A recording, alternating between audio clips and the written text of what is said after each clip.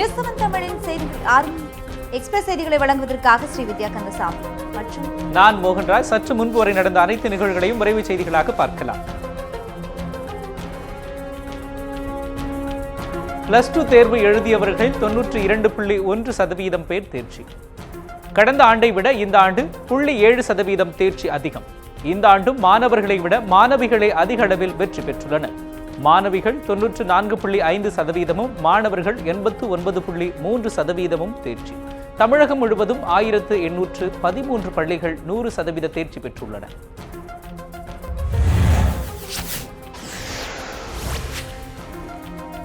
மதிப்பெண் சான்றிதழ்களை வரும் 17ஆம் தேதி முதல் பள்ளிகளில் பெற்றுக் கொள்ளலாம். தமிழக பள்ளிக் கல்வித்துறை அறிவிப்பு. தனித்தேர்வு எழுதியோர்களுக்கு வரும் 15 முதல் தற்காலிக மதிப்பெண் சான்றிதழ்கள் தனித்தேர்வு எழுதியோர் இணையதளம் மூலம் பதிவிறக்கம் செய்து கொள்ளலாம் என அறிவிப்பு. +2 தேர்வில் முதல் முறையாக கிரேடு முறை அறிமுகம்.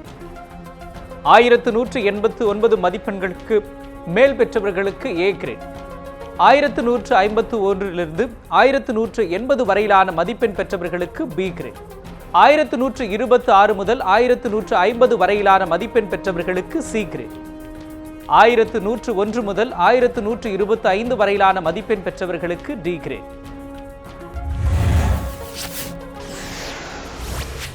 1001 முதல் 1100 வரையிலான மதிப்பெண் பெற்றவர்களுக்கு E கிரேட், 901 முதல் 1000 வரையிலான மதிப்பெண் பெற்றவர்களுக்கு F கிரேட், 801 முதல் 900 வரையிலான மதிப்பெண் பெற்றவர்களுக்கு G கிரேட், 701 முதல் 800 வரையிலான மதிப்பெண் பெற்றவர்களுக்கு H கிரேட், 700 மதிப்பெண்களுக்கு கீழ் பெற்றவர்களுக்கு I கிரேட்.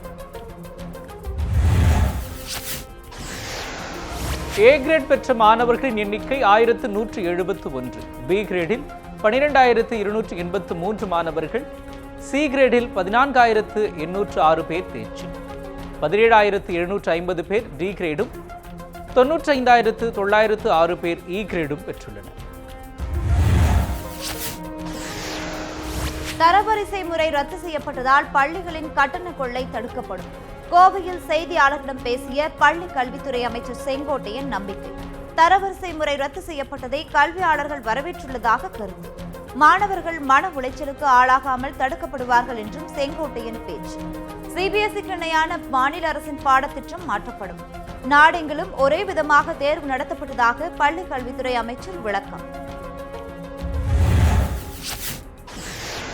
+2 தேர்வில் கிரேடு முறை அறிமுகப்படுத்தப்பட்டிருப்பதற்கு மாணவர்கள் வரவேற்பு. பதட்டமின்றி படிக்க முடியும் என கருத்து. தாழ்வு மனப்பான்மை ஏற்படுவதை தடுக்கும் எனவும் நம்பிக்கை. முன்கூட்டியே அறிவித்திருந்தால் இன்னும் சிறப்பாக இருந்திருக்கும் எனவும் கருத்து.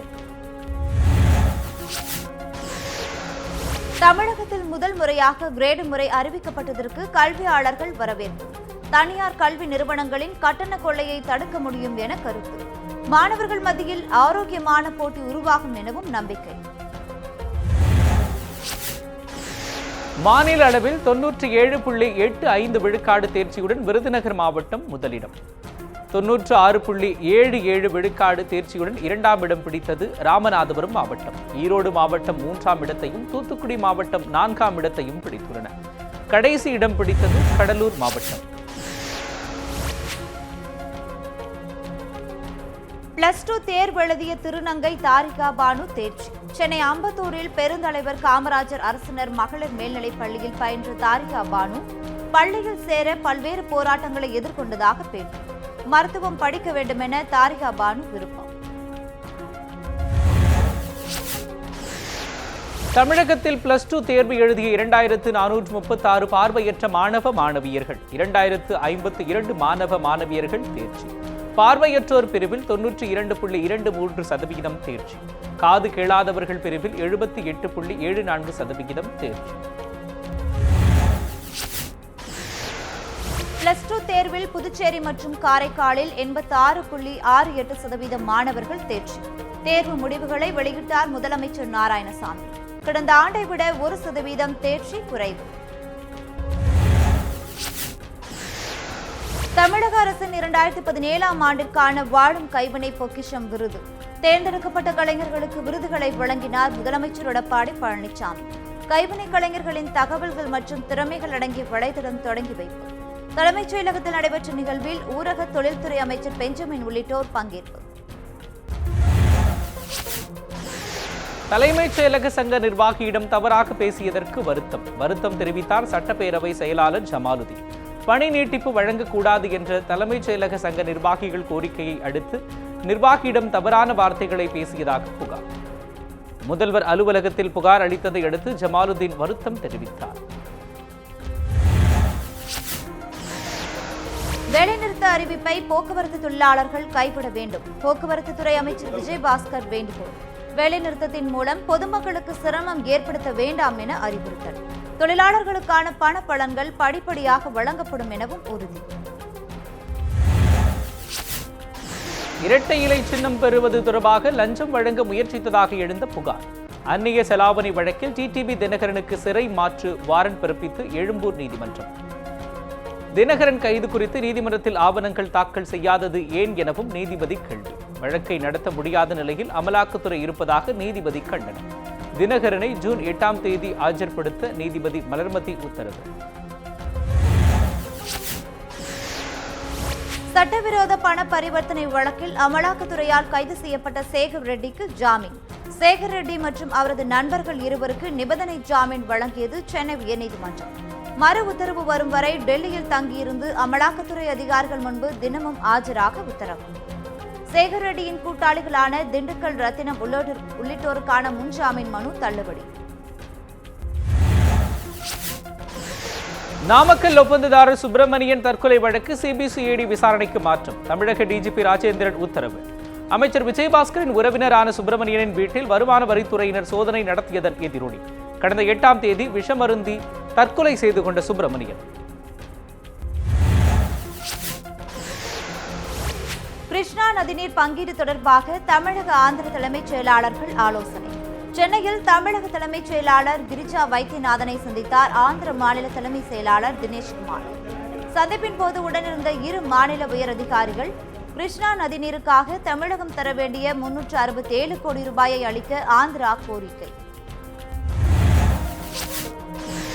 முதலமைச்சர் எடப்பாடி பழனிசாமியை சந்தித்த திரைப்பட தயாரிப்பாளர் சங்க தலைவர் விஷால் 7 ஆண்டுகளாக நடத்தப்படாமல் உள்ள மாநில அரசின் விருது வழங்கும் விழாவை நடத்த வலியுறுத்தல். சிறிய பட்ஜெட் படங்களுக்கான அரசு மானியத்தை தொடர்ந்து வழங்க கோரி மனு.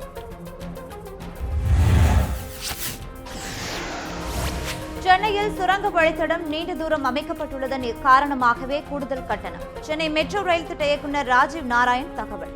50 விழுக்காட்டிற்கும் அதிகமாக சுரங்க வழித்தடத்தில் மெட்ரோ ரயில் பணிகள் நடைபெறுவதாக தகவல். அடுத்த கட்ட மெட்ரோ ரயில் பணிகள் அரசு அனுமதிக்காக காத்திருப்பதாகவும் பேட்டி. சென்னை வடபழனியில் 4 மாடி கட்டிடத்தில் தீ விபத்து நிகழ்ந்ததன் எதிரொலி. இளநிலை பொறியாளர் குமாரவேல் பணியிடை நீக்கம். சென்னை மாநகராட்சியிலும் சிஎம்டிஏவிலும் திட்ட அனுமதி பெறாமல் கட்டிடம் கட்டப்பட்டது கண்டுபிடிப்பு. கட்டிடத்தை இடிக்க நீதிமன்றம் உத்தரவிட்ட பின்னரும் மாநகராட்சி அதிகாரிகள் துரித நடவடிக்கை எடுக்கவில்லை எனவும் தகவல். சேலம் மாவட்ட ஆட்சியர் அலுவலகத்தில் குரங்குகள் தொல்லை அதிகரித்துள்ளதன் எதிரொலி. கையில் கம்பை எடுத்து குரங்குகளை விரட்டும் பணியில் ஈடுபட்ட மாவட்ட ஆட்சியர். ஆய்வுக் கூட்டத்தில் கலந்து கொள்ள வந்த ஆட்சியர் சம்பத்தை மிரட்டிய குரங்கு கூட்டம். ஆட்சியருடன் சேர்ந்து குரங்குகளை விரட்டிய பணியாளர்கள். திருவண்ணாமலை மாவட்டம் ஆரணியில் ராணுவ வீரரின் மனைவி மர்ம நபர்களால் படுகொலை. ராணுவ வீரர் சங்கரின் மனைவி காந்தரூபியை கொலை செய்து 70 சவரன் தங்க நகைகள் கொள்ளை. பிரேத பரிசோதனைக்காக ஆரணி அரசு மருத்துவமனைக்கு சடலம் அனுப்பி வைப்பு. கொலை குறித்து போலீசார் வழக்கு பதிவு செய்து விசாரணை. கடலூரில் தலையை துண்டித்து காவல் நிலையத்தின் முன் வீசப்பட்டதன் எதிரொலி. 4 சோதனை சாவடி அமைத்து போலீசார் தீவிர வாகன சோதனை. மாவட்ட காவல் கண்காணிப்பாளர் தலைமையில் 200க்கும் மேற்பட்ட காவலர்கள் வாகன சோதனை. புதுவை மாநிலத்தை சேர்ந்த 25 ரவுடிகள் கைது. அன்பரசன் என்பவரை குண்டர் சட்டத்தில் அடைக்கப்பட்டுள்ளதாகவும் மாவட்ட காவல் கண்காணிப்பாளர் விஜயகுமார் தகவல். ஸ்ரீநகரில் அனுமதியின்றி கட்டப்பட்ட உணவு விடுதிக்கு சென்னை பெருநகர வளர்ச்சி குழும அதிகாரிகள் குடியிருப்பு கட்ட அனுமதி பெற்றுவிட்டு உணவு விடுதி கட்டியதால் அதிகாரிகள் நடவடிக்கை. அரசின் நடவடிக்கைக்கு எதிராக வழக்கு தொடர்ந்த உணவு விடுதி உரிமையாளர். அனுமதி மீறப்பட்டிருப்பது குறித்து ஆவணங்களை தாக்கல் செய்த அரசு அதிகாரிகள். சீல் வைக்க அதிகாரிகளுக்கு உத்தரவிட்ட சென்னை உயர்நீதிமன்றம். புதுச்சேரி மார்க்கெட் பகுதியில் உணவு பாதுகாப்புத்துறை அதிகாரிகள் திடீர் சோதனை. ரசாயன முறையில் பழுக்க வைக்கப்பட்ட 1 டன் மாம்பழங்கள் பறிமுதல். பெரிய மார்க்கெட், நேரு வீதி பகுதிகளில் 20க்கும் மேற்பட்ட பழக்கடைகளில் அதிகாரிகள் சோதனை. திருமயம் அருகே அரசு பேருந்து மீது லாரி மோதி விபத்து. பேருந்து ஓட்டுநர் நடந்த சுப்பிரமணி உட்பட 2 உயிரிழப்பு.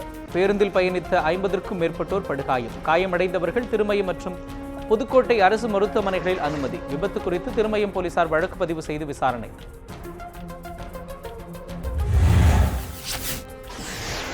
ராம்கோ குழும தலைவர் ராமசுப்பிரமணிய ராஜா உடலுக்கு தமிழக அரசியல் கட்சித் தலைவர்கள் மலர் வளையம் வைத்து அஞ்சலி. ராமசுப்பிரமணிய ராஜாவின் உடலுக்கு தமிழக அரசு சார்பில் பால்வளத்துறை அமைச்சர் ராஜேந்திர பாலாஜி அஞ்சலி.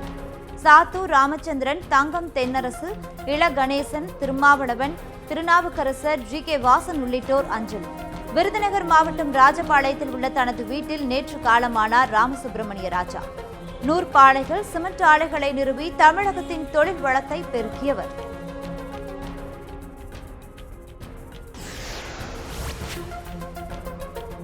பத்திரப்பதிவு செய்ய விதிக்கப்பட்டிருந்த தடையை தளர்த்தியது உயர்நீதிமன்றம். தமிழக அரசின் பத்திரப்பதிவு வரைவு விதிகளின் அரசாணையை ஏற்றது உயர்நீதிமன்றம். வரைவு விதிகளின்படி பத்திரப்பதிவு செய்து கொள்ளலாம் என சென்னை உயர்நீதிமன்றம் உத்தரவு. 2016 நவம்பர் 9ஆம் தேதி முதல் 2017 மார்ச் 28ஆம் தேதி வரை பத்திரப்பதிவு செய்திருந்தால் சட்டவிரோதமானது என உயர்நீதிமன்றம் ஆணை.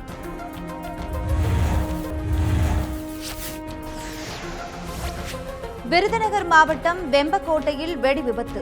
கிணறு தோண்டும் பணியின் போது வெடிவெடித்ததில் தொழிலாளி ராமசாமி பலி. கல்லை அகற்ற வெடி வைக்கப்பட்ட போது எதிர்பாராத விதமாக நிகழ்ந்த விபத்து. படுகாயமடைந்த முத்துச்செல்வம், முருகேசன் ஆகியோர் கோவில்பட்டி அரசு மருத்துவமனையில் அனுமதி. விபத்து குறித்து வெம்பக்கோட்டை போலீசார் விசாரணை.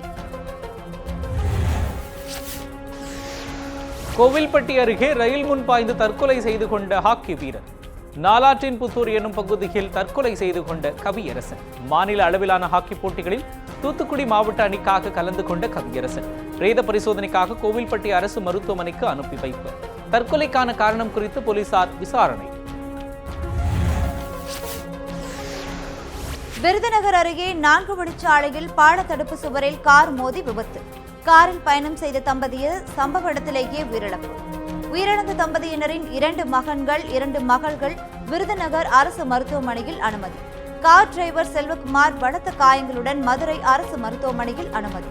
திசையன் விளையில் உள்ள சுடலை மாடசுவாமி கோவிலுக்கு சுவாமி கும்பிட சென்ற போது விபத்து. உலக செவிலியர் தினத்தை முன்னிட்டு திருநெல்வேலியில் பேரணி. அரசு மருத்துவக் கல்லூரி மருத்துவமனை அருகே நடைபெற்ற பேரணியில் 100க்கும் மேற்பட்ட செவிலியர்கள் பங்கேற்றனர். மெழுகுவர்த்தி ஏந்தி உறுதிமொழி எடுத்துக்கொண்ட செவிலியர்கள். திண்டுக்கல் ஆட்சியர் அலுவலகம் அருகே உள்ள டாஸ்மாக் மதுக்கடையை அகற்ற கோரி போராட்டம். தேசிய நெடுஞ்சாலையில் மறியல் போராட்டத்தில் ஈடுபட்ட பொதுமக்கள். உச்சநீதிமன்ற உத்தரவை மீறி 4 வழிச்சாலையில் கடை அமைக்கப்படுவதாக குற்றச்சாட்டு. இத்துடன் எக்ஸ்பிரஸ் செய்தி தொகுப்பு நிறைவு பெற்றது.